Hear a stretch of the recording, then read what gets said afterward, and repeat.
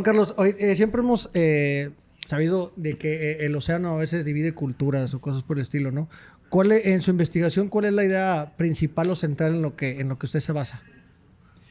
Más que, ahorita usted empleó la palabra dividir. Es correcto. Divide culturas, más bien las une. Ok. El mar nos une en este caso. Y precisamente lo que puede sonar algo muy distante y lejano, por las corrientes marinas se convierte en lo contrario. Es un lugar cercano. Y con un poco de suerte, el camino no es solo de ida, hay camino de ida y de regreso. Claro. Es correcto. En muchas de las corrientes. Por ejemplo, por mencionar alguna otra, la famosa Gulf Stream, la corriente del Golfo, que penetra con una fuerza enorme al Golfo de México y, por cierto, impide que el flujo antiguo entre, por ejemplo, Yucatán y Cuba no era tan fácil. Un corrientón muy poderoso que pasa por ahí. O sea, entra con mucha fuerza y esa corriente sale y va a parar nada menos que hasta Europa del Norte. Y precisamente ayuda a que los inviernos de algunos países escandinavos no sean tan fuertes como lo serían, porque esa corriente es cálida y se prolonga cálidamente hasta allá. Eso por mencionar otra corriente. Sí, claro, muchas más, que ¿no? puede haber, ¿verdad? Exactamente. Okay. Y aquí vemos el libro que dice los caminos que andan. ¿Qué significa exactamente? Precisamente son caminos que se mueven, las corrientes marinas. Muy bien. Y probablemente la primera vez por accidente, alguien que iba en una balsa los agarró el ventarrón aquel y la corriente y se los llevó a ciertos lugares, ¿no? Sin saber, obviamente. Sin saber de qué se trataba y nada. Buscaron la forma de regresar, pero además probablemente se iban aculturando. Valdría la pena en algún momento hacer unos exámenes de ADN, de ácido desoxirribonucleico, para verificar si tenemos algo en común en las costas de diferentes países. Estaría bueno. Porque habría cómo testimoniarlo, ¿no? Claro. Eso queda por ahí Y pendiente. que quede plasmado ahí también, ¿no? Sí. No, y que creo que sí nos encontraríamos bastantes sorpresitas en el país, ¿no? Además, prehispánicamente, cosas como esta. Por ejemplo, el algodón se llama Gossypium hirsutus en esta zona, Gossypium barbadensis en el sur. Eran precisamente un algodón de fibra muy corta, pero cuando se unen los dos algodones, gracias al hombre que los llevó y los trajo, se hibridiza este algodón y se convierte en de fibra larga. Se le crecen los 32 cromosomas y se permite hacer cuerdas y hacer la ropa originalmente. O sea, se puede tejer el algodón, pero a partir de un contacto que hubo entre dos grupos humanos. Cosa conexión. Sí. Porque precisamente esto obviamente, la arqueología, hay personas especializadas en áreas absolutamente, por decirlo así, marcianas, o sea, de otro planeta. De otro lado. Como eso de averiguar, imagínense ustedes, los fitolitos que se encuentran arqueológicamente, qué plantas representaban. Eso es importantísimo. Y ahí encontramos de repente que nuestro aguacate fue para allá. Y que, por ejemplo, el cacao vino de allá para acá. El cacao vino de sur hacia acá. Parece ser amazónico su origen, ¿no? Cuando menos en aquellas tierras hay ahorita 24 variedades de cacao silvestre. Taxonómicamente, cuando una planta es muy abundante en un lugar, es probable que sea su lugar de origen, porque ha tenido el tiempo de desarrollarse con variantes, que si en esta altura, que si en otra, se acopló, que si en la montaña, que si en zonas bajas. Parece ser el caso del cacao, que lo mencioné como uno de tantos productos que intercambiamos, ¿no? Claro. Antes de que llegaran los europeos. Por cierto, diríamos los ibéricos, para ser precisos, antes que españoles, porque España no existía todavía. En el 492 era una suma de reinos, ¿no? Como recordaremos. Claro. Bueno, eso nomás como son otros temas. Ahorita vamos a tocar, porque también es bien interesante el tema de las barcas, ¿no? Sí. Ahí, para los que no sabemos y queremos escucharlo de usted, ¿realmente era posible viajar en estas barcas prehispánicas? Sí, hay una peculiaridad. Parece ser que en el Ecuador la Ochroma piscatoria, que es el nombre, u Ochroma piramidalis, hay dos variantes. Es el sitio de origen de ese tipo de madera, porque en los países vecinos no se encuentra esa madera.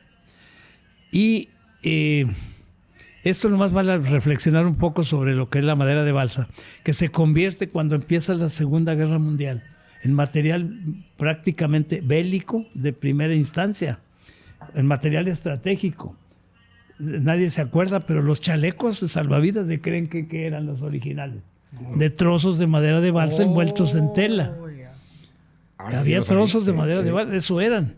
No había todavía el hule pues utilizado como lo conocemos. Hoy. Entonces imagínense con la guerra encima, ¿cuántos marinos estaban navegando? No, pues bastantes. En un bando y en otro. Se dice pues que también alguien me dijo que habían encontrado vestigios de balsa muy relativos, antiguos, en Costa Rica, y efectivamente estuve buscando documentación y encontré que en el 36 habían llevado cepas para sembrar allá, que quedaba más cerca de determinado mercado, cepas de madera de balsa, pero es originaria del Ecuador. Okay. Imagínense eso, y además tenía otro poder, la balsa era aislante en los frigoríficos de los barcos también. Y los ingleses llegaron a hacer el mosquito. Bueno, para pronunciarlo como a ellos les gustaba, era el mosquito. En inglés. Sí, sí. En inglés, mosquito. Para que quedara lo al final. No, pero en serio, era un pequeño avión hecho de madera de balsa. ¿Ah, sí? Con motor y todo, sí, que ametrallaba y todo. En la guerra fue... La madera, ese tipo de madera jugó el papel para poder que esa hipótesis sea real, ¿verdad? Y para eso vamos a remontarnos de un solo salto al Mediterráneo. ¿Por qué los fenicios fueron navegantes originalmente? ¿Por qué no otros pueblos? Porque los fenicios tenían en sus montañas la madera adecuada para hacer barcos. Todavía en el escudo actual de los herederos de los fenicios, que son los hermanos libaneses, el escudo de ellos es precisamente un roble. Y esa madera era la adecuada para hacer embarcaciones. Por eso la tradición de los fenicios es la más antigua de navegación en Europa. Pero la más antigua en el mundo es la ecuatoriana. La Ecuador. Es mucho más antigua que la europea. Le gana con unos 1400 años más o menos. ¿Qué son? Digo, para ahorita, ¿qué son? Sí, claro, para hablar de historia, ahorita, ¿qué son? Pero precisamente por ser una madera nativa de un lugar, de un sitio específico, en donde hace que se desarrolle toda una tecnología que va paralela a la propia madera, porque no se trata de que exista la madera, sino de cómo se prepara, cómo se amarra, cómo se ata, cómo se sujeta. Y hay como, esto lo cuento como cosa curiosa, ha habido muchas personas aventureras y respetables que han hecho viajes y les falla el primer viaje y el segundo y el tercero, haciendo viajes en balsa, porque se asesoran actualmente y hablan con un fabricante, por ejemplo. La madera de balsa se sigue comercializando. Y le piden asesoría, entonces sale un ingeniero forestal. ¿Y qué los lleva a hacer? A conseguir la madera de balsa más seca posible. Porque industrialmente así es como se trabaja. Todos creo que jugamos con avioncitos de balsa cuando éramos muchachos. Parece que data de muchos años atrás. Pero precisamente para navegar es lo contrario. Esto me lo dijo un viejo cultivador de balsa, que era precisamente lo contrario, que tiene que haber luna llena y estar el tronco ahito de savia hasta arriba. Y empleé bien la palabra, o sea, que la savia esté hasta arriba. Y en ese momento se corta. No industrialmente que se seque, sino se trata de eso porque la savia es más liviana que el agua de mar. Y a la vez sirve de repelente de la broma y ciertas especies que atacan a la madera. Hay algunas cosas, y la otra cosa de lo que se preserva es del azogamiento, del asolvamiento de la madera, ¿no? Que se embebe de agua y en un momento dado ya no puede navegar. Pero si se cosecha en la forma que les acabo de decir, el éxito es continuo. O sea, una balsa puede ir y venir a lo largo de un año, estar en el mar y no embeberse, ¿no? Sí. ¿Cuánto tiempo puede durar una balsa? Ya lo dije, como un año. ¿Un año? ¿Más o menos? Fácilmente, sí. Y si tiene quien le ayude y demás de medio sacarla del agua y secarla, se escurre. Se usa todavía hasta ahorita, en el Ecuador hay una costumbre muy bonita de usar la balsilla, que se hace de 3 palos de balsa. Como cosa curiosa, las balsas siempre se hacen de número non. O sea, Ok. o 3 palos, o 5, o 7, o 9, No par. hasta 11. Porque precisamente el 1 hace las veces de quilla, de proa, pues, ¿verdad? Entonces son como decir una mano, ni más ni menos. Y con corte escalonado para resbalar sobre el agua. No la corta, la resbala sobre ella porque flota, ¿no? Entonces estas peculiaridades de la madera, pues desde hace muchos siglos, la manejó ese grupo humano que vivió en la costa del Ecuador.